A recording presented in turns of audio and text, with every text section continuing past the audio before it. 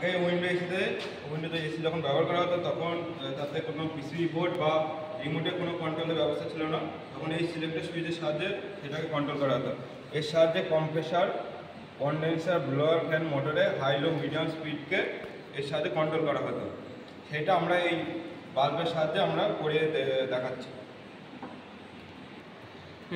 এটাকে আমরা ধরে নিয়েছি কম্প্রেসার, এইটাকে ধরে নিয়েছি আমরা লো স্পিড, আর এইটাকে ধরে নিয়েছি ব্লোয়ার ফ্যানে হাই স্পিড। এবার ইলেকট্রিক দিয়ে দেখবো এটা ঠিক কাজ হয়েছে কি।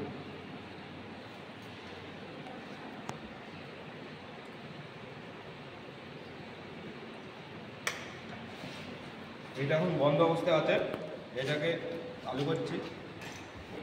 সিলেক্টর সুইচটা এখন অফ মোডে আছে, এটাকে আমরা ফার্স্টে মোডটাকে অন করছি।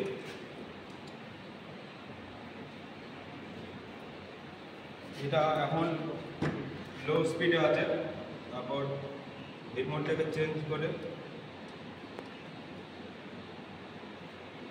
এটা এখন হাই কম্প্রেসার মোড আর হাই স্পিডের মোডে আছে।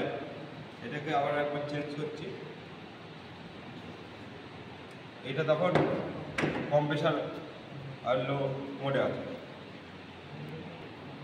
এখন এটাকে আমরা অফ মোড করে দিচ্ছি।